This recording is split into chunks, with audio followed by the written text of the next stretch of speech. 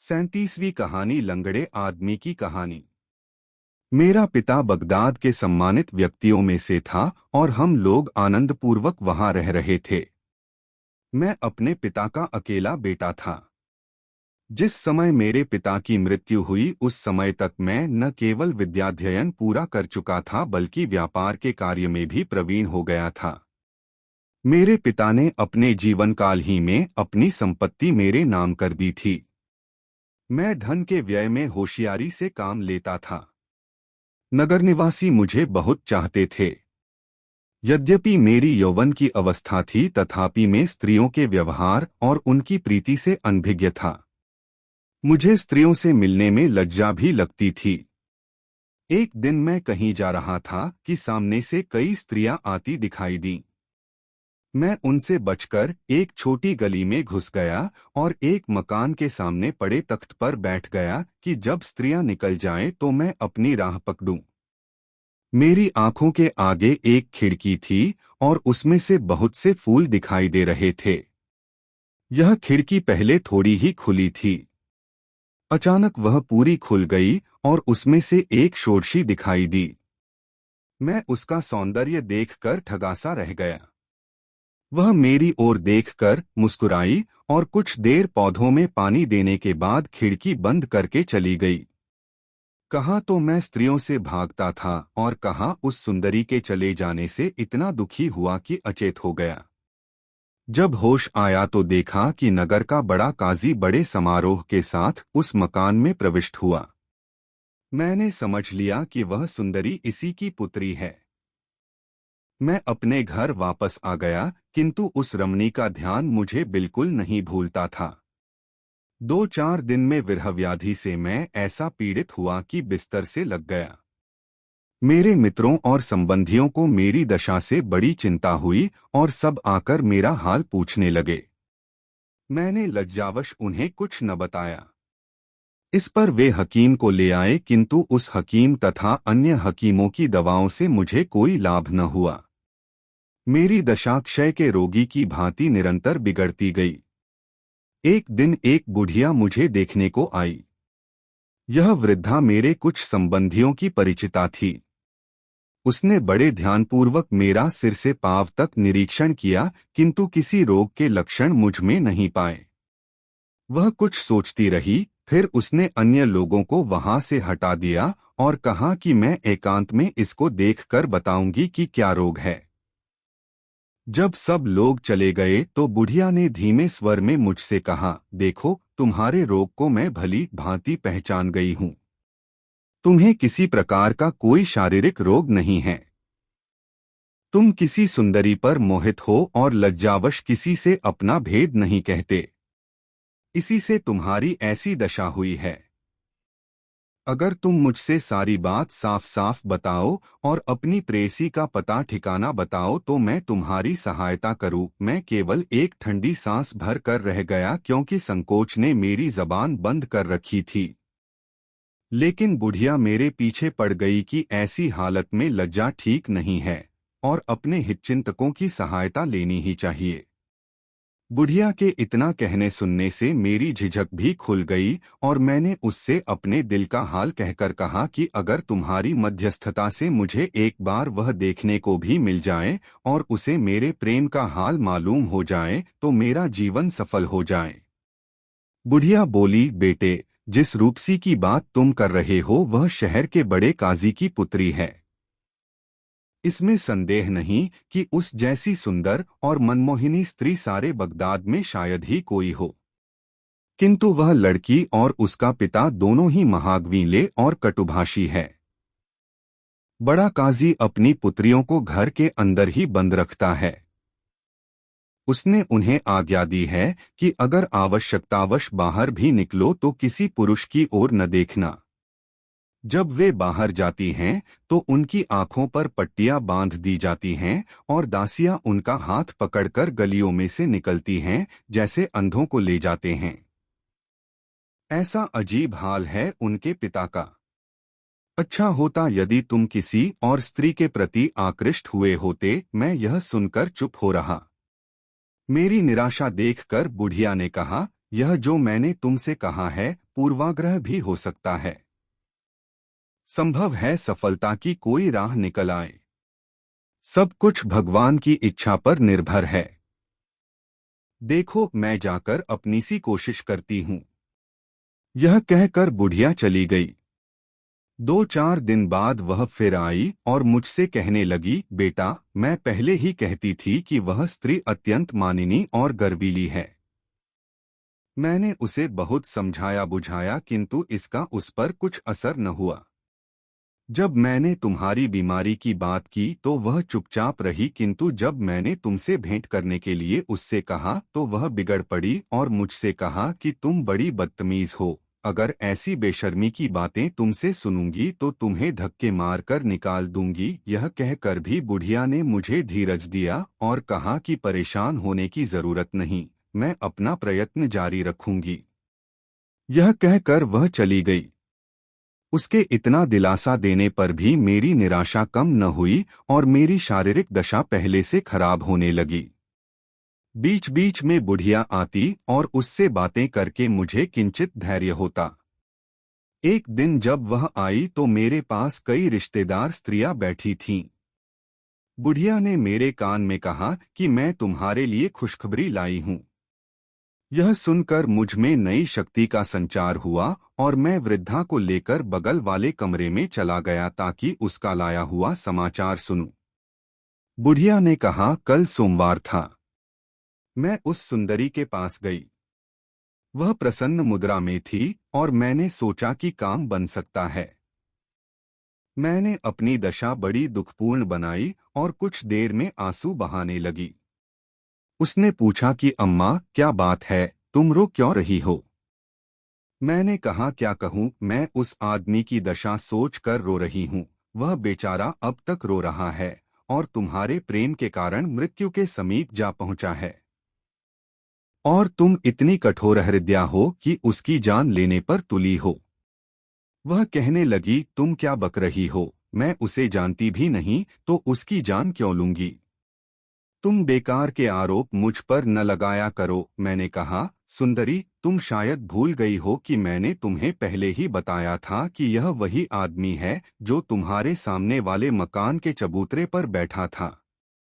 तुमने खिड़की खोली थी और वृक्षों पर पानी दिया था।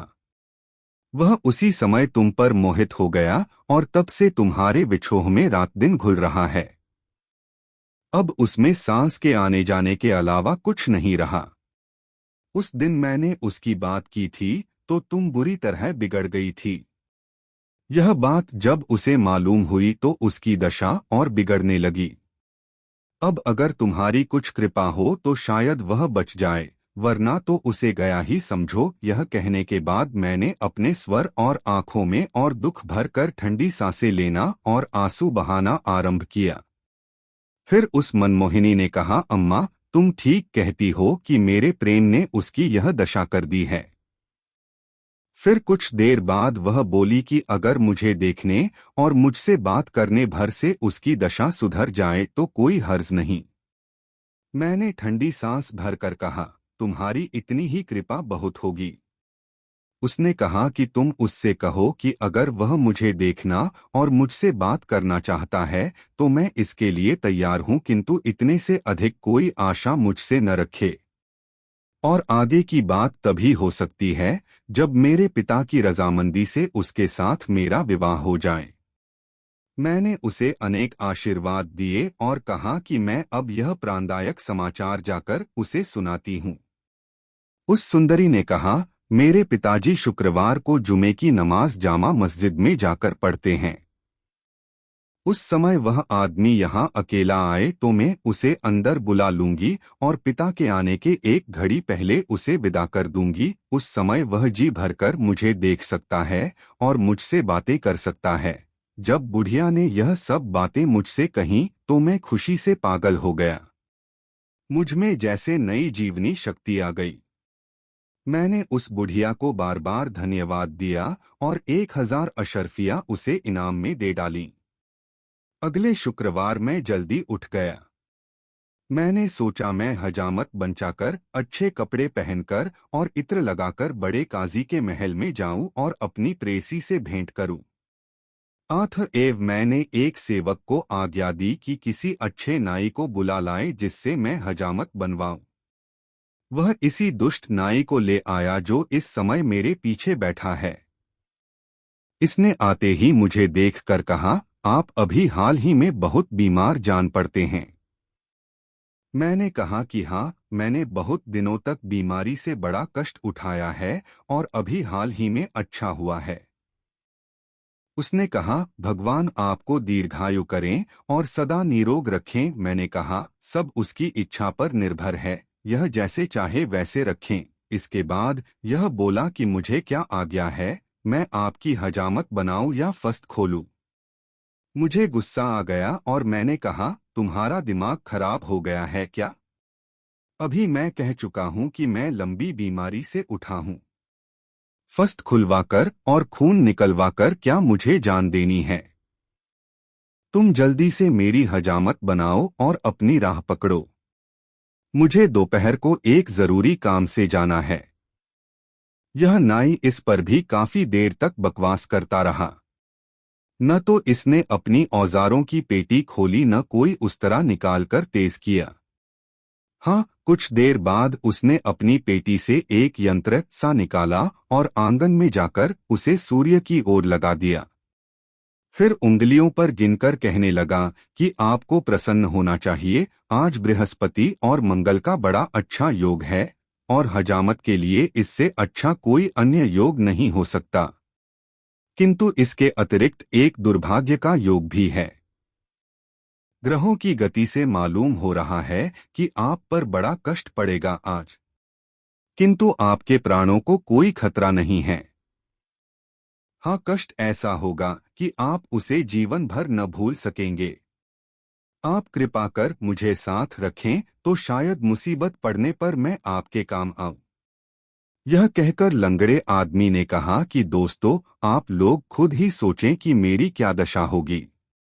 एक ओर मेरी जीवनदायिनी प्रेयसी ने मुझे अकेले ऐसी जगह बुलाया जहां चिड़िया भी उड़कर न जा सके, दूसरी ओर यह दुष्ट बेकार की बकबक में समय नष्ट कर रहा है। मुझे क्रोध तो बहुत आया, किंतु मैंने उस पर काबू पाकर कहा कि देखो, मैंने तुम्हें यहाँ सलाह लेने और मुहूर्त देखने को नहीं बुलाया, हजामत बनवाने को बुलाया है। तुम्हें हजामत बनानी है तो बनाओ, वरना चले जाओ, मैं दूसरा नाई बुला लूंगा। इसने दांत निपोरते हुए कहा, आप इतना क्रुद्ध क्यों हो रहे हैं? मेरे जैसा गुणी नाई आपको सारे संसार में नहीं मिलेगा। मैं अनेक विद्याओं में पारंगत हूँ, जिनमें से कुछ का उल्लेख कर रहा हूँ। मैं हकीमी जानता हूँ, ज्योतिष, व्याकरण, काव्यशास्त्र, वेदांत, न्याय व्यवस्था आदि सब जानता हूँ। मैं गणित भी जानता हूँ और खगोल शास्त्र भी, और सारे बादशाहों के इतिहासों से भी परिचित हूँ। मेरे स्वर्गवासी पिता ने, जिनकी याद से मेरा दिल अब भी भर जाता है, सारी विद्याएं मुझे सिखाई थीं, जिससे मैं आप सज्जनों की सेवा भी करूं और सुरक्षा भी। उसकी यह बकवास सुनकर मुझे क्रोध की बजाय हंसी आ गई। मैंने कहा, तुम कब तक बकबक किए जाओगे और किस समय मेरी हजामत बनाओगे? इसने कहा, यह भी अच्छी रही। और लोग तो कहते हैं कि मैं बहुत कम बोलता हूँ और आप कहते हैं कि मैं बकबक करता हूँ। अब सुनिए, मेरे 6 भाई हैं। बड़े का नाम है बकबक, दूसरे का बकबारह, तीसरे का बूबक, चौथे का अलकूज, पांचवें का अलंसचर और छठे का शाहकुबक। इसमें संदेह नहीं कि यह सब बड़े बकवासी हैं।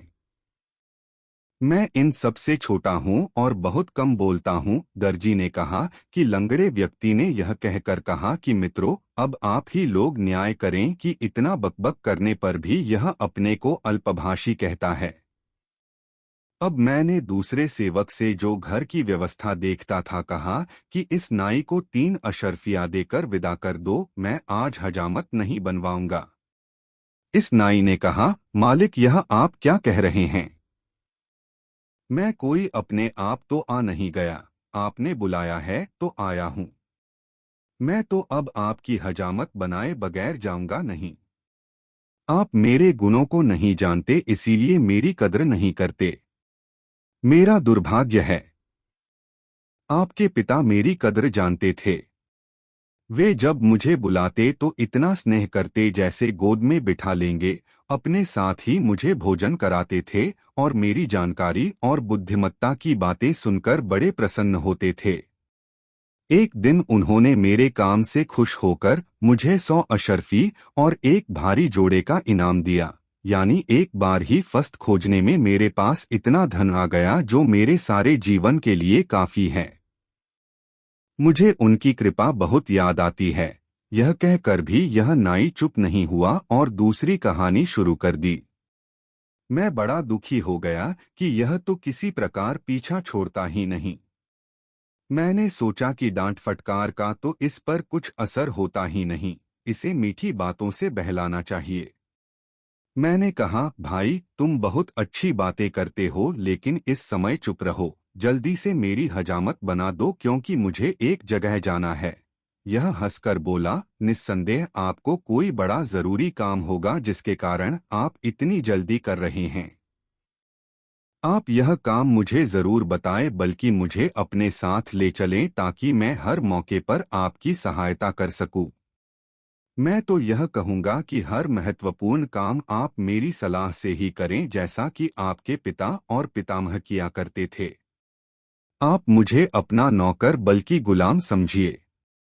आप बेझिझक मुझसे अपने मन की बात कहिए। मैंने चीख कर कहा, तू बकबक करके मेरा मगज चाटे जा रहा है, भाग यहाँ से। यह कहकर मैं उठ खड़ा हुआ और जमीन पर पांव पटकने लगा। इस बेशर्म नाई ने फिर भी अपनी हरकतें नहीं छोड़ी। मुझे अति क्रुद्ध देखकर बोला कि आप नाराज न हो, मैं अभी आपकी हजामत बनाए देता हूँ। यह कहकर इसने अपनी पेटी खोली और मेरी हजामत शुरू की। बहुत देर तक तो यह मेरे सिर पर पानी ही रगड़ता रहा, फिर थोड़ी जगह उस तरह चलाकर ठहर गया और कहने लगा कि आप न मेरे बुढ़ापे का ख्याल करते हैं, न मेरे गुणों की कदर करते हैं। यह सब बातें अच्छी नहीं हैं। मैंने कहा, चुपचाप अपना काम करो, अधिक बोलने की आवश्यकता नहीं है। इसने कहा, ऐसा महत्वपूर्ण काम क्या आ पड़ा है जिसके लिए आपको इतनी जल्दी और घबराहट है। मैंने फिर बिगड़ कर कहा, तू यहाँ हजामत बनाने आया है या दुनिया भर के झगड़ों में पड़ने? तुझे इससे क्या लेना देना कि मुझे क्या काम है? इस निर्लज्ज ने कहा, मेरे मालिक, आप चाहे जितना क्रोध करें, मैं तो यही कहूंगा कि मुझे डर है कि आप बगैर समझे बूझे जल्दी में काम करेंगे और आपकी हानि होगी। बुद्धिमानों का कहना है कि हर काम सोच समझ कर करना चाहिए। आप कृपा करके मुझे अपना काम जरूर बताएं। अभी तो दोपहर होने में 3 घड़ी बाकी हैं, ऐसी जल्दी भी क्या है? मैंने कहा, जो लोग वादे के पक्के होते हैं वे नियत समय से पहले ही निश्चित स्थान पर पहुंच जाते हैं।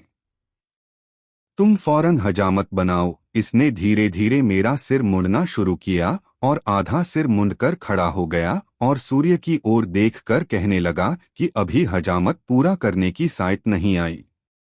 मैंने कहा, मुझे ज्योतिष पर विश्वास नहीं, तू जल्दी हाथ चला। इसने कहा, अच्छा आप कहते हैं तो बनाए देता हूँ, लेकिन डर है कि आप कहीं बीमार न पड़ जाएं।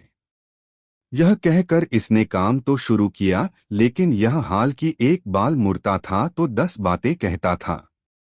मैंने इसे धोखा देने के लिए कहा कि मेरे मित्रों ने मेरे स्वास्थ्य लाभ की खुशी में भोज दिया है, मुझे उसमें जाना है। यह सुनकर ये उछल पड़ा और बोला, आपने अच्छी याद दिलाई। मैंने भी अपने मित्रों को भोजन पर बुलाया था, लेकिन मैं भूल गया और कुछ भी तैयारी नहीं की। मैंने कहा, भाई तुम इसकी फिक्र न करो, मैं तुम्हें अपनी रसोई से पका पकाया खाना दिलवा दूंगा। पिताजी तुम्हारी बातों से खुश होकर इनाम देते थे। मैं तुम्हें उनसे बढ़कर इनाम दूंगा, मगर इस शर्त पर कि तुम चुप रहो। इसने कहा कि भगवान आपको प्रसन्न रखे, लेकिन न जाने आपका दिया हुआ सामान काफी होगा या नहीं। मैंने कहा कि 6 भुने हुए मुर्ग हैं, तरह तरह के मांस के पकवान तथा अन्य खाद्य सामग्री है, 70-80 आदमियों के लिए काफी भोजन होगा।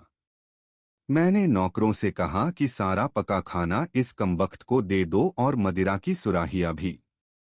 इसने कहा कि कुछ फलों को देने की कृपा करें। मैंने कहा, इसे फल भी दे दो, लेकिन इसकी दुष्टता का अंत नहीं हुआ। इसने हजामत आधी ही छोड़कर हर चीज को परखना शुरू किया और काफी देर लगा दी। फिर मैंने डांटा तो आकर हजामत बनाने लगा, लेकिन कुछ ही देर में उस तरह को रखकर कहने लगा, आपके स्वर्गीय पिता ने मुझे कभी धनाभाव न होने दिया, लेकिन भगवान की कृपा से आप भी मेरे कदरदान हैं और मुझे किसी चीज की कमी नहीं रहेगी। मैंने तो आपके पिता के अलावा किसी के आगे हाथ न फैलाया। मैं कोई ऐसा वैसा आदमी नहीं हूँ। देखिए, एक आदमी जो नाइयों का दलाल था बड़ा अच्छा नाचता गाता था, उसे हम लोग झिंझोटी कहते थे। एक आदमी था जिसका नाम शावल था, वह गलियों में घूम घूम कर भुने चने बेचता था। एक शातिर था जो बाकला और दूसरी तरकारियां बेचने का धंधा करता था। एक आदमी था आबूबकर, वह गलियों में पानी छिड़कने का काम किया करता था।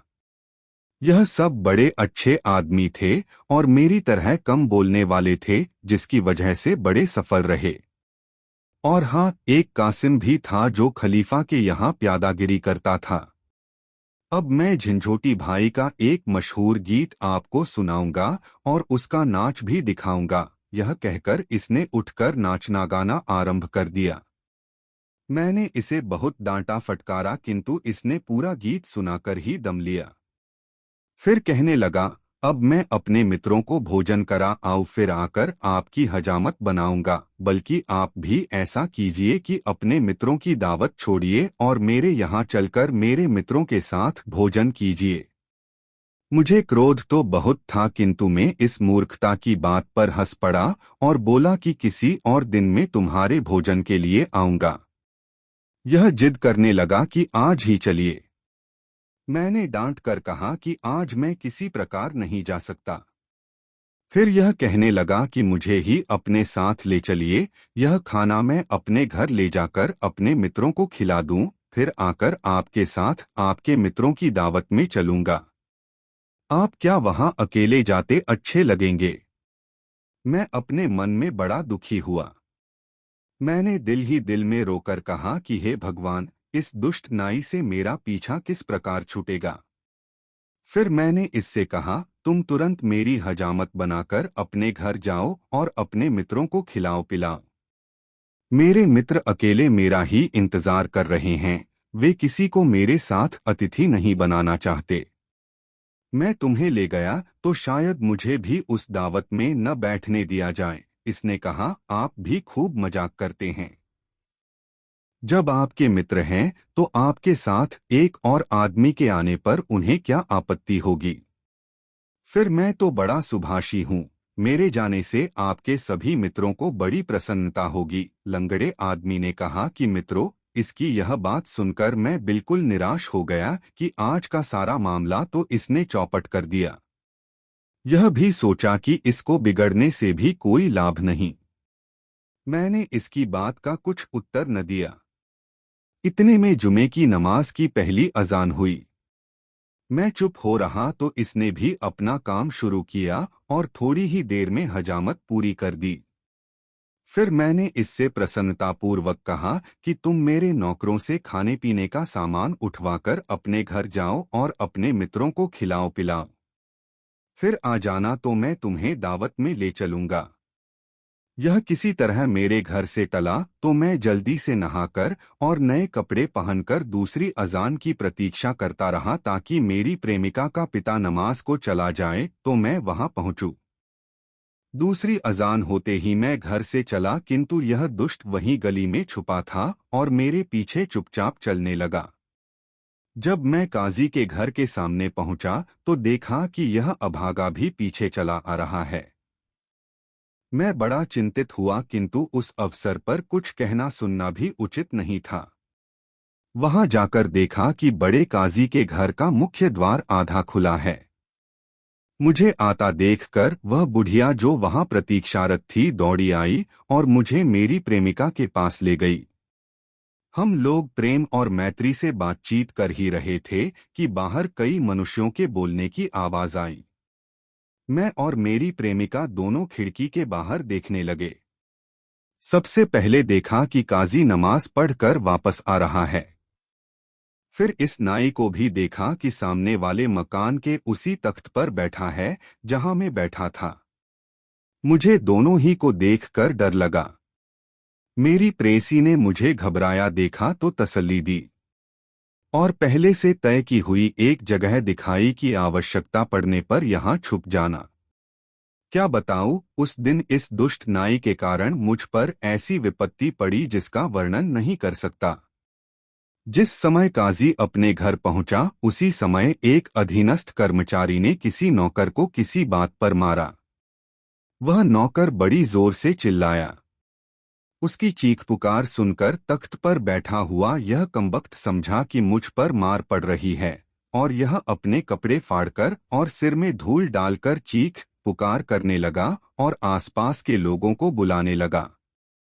उन्होंने आकर पूछा कि क्या बात है, तो इसने रोते हुए सिर्फ इतना कहा कि इस मकान के लोग मेरे स्वामी को मार रहे हैं।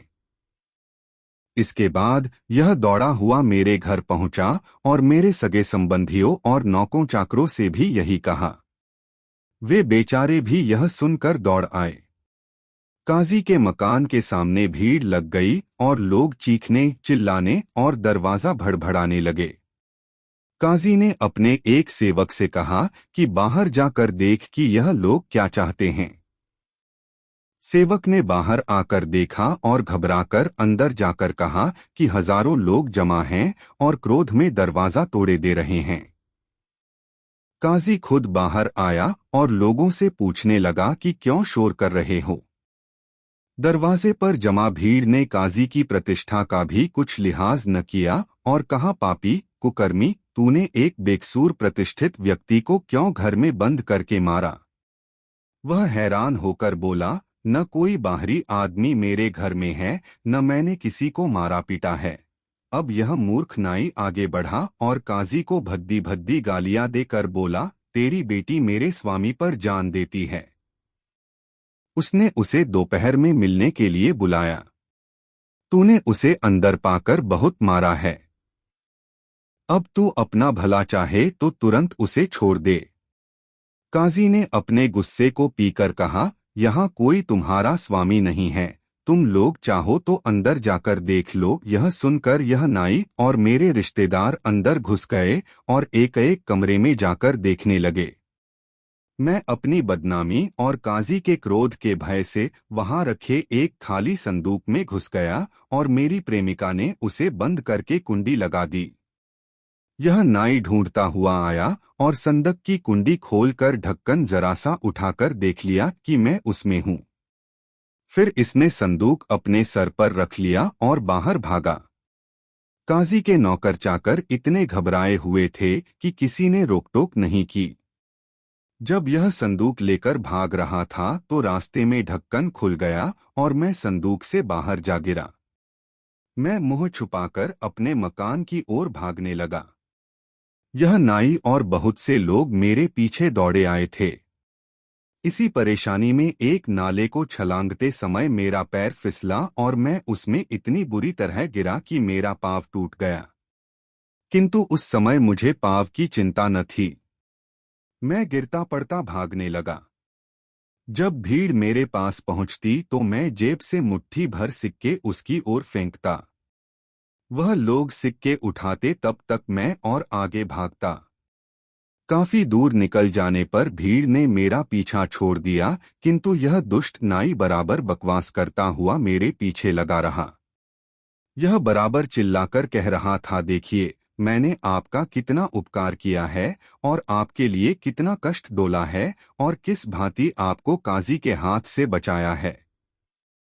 मैंने पहले ही कहा था कि अगर मुझे साथ न ले चलेंगे तो बड़ी मुसीबत में फंसेंगे।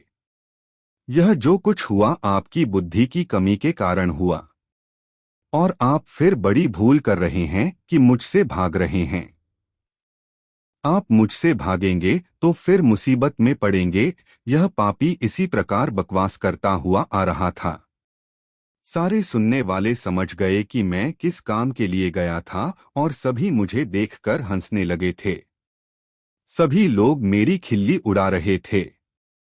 मेरा जी करने लगा कि इसी जगह इसे पकड़कर इसका गला दबाऊं, लेकिन यह सोचकर रह गया कि ऐसा करने में मेरी ही और फजीहत होगी। लोग बराबर मेरा मजाक उड़ा रहे थे और यह बराबर बकता हुआ मेरे पीछे लगा था। मैं लाचार होकर एक बड़े घर में घुस गया। उसका स्वामी मेरा परिचित था। उसके पास जाकर मैंने कहा, मित्रवर, मुझे इस राक्षस नाई से बचाओ वरना आज यह मेरी जान ही ले लेगा। मित्र इस अचानक आई मुसीबत से परेशान तो हुआ, लेकिन उसने दरवाजे पर आकर इस नाई को डॉट फटकार कर और धक्के दिलवाकर भगा दिया। फिर उसने पूछा कि आखिर बात क्या है।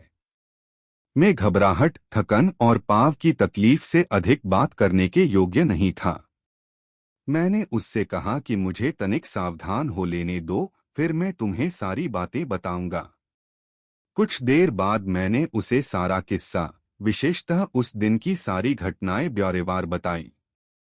वह हंसने लगा और बोला, अब तो वह दुष्ट भाग गया है, अब तुम प्रसन्नतापूर्वक अपने घर जाओ।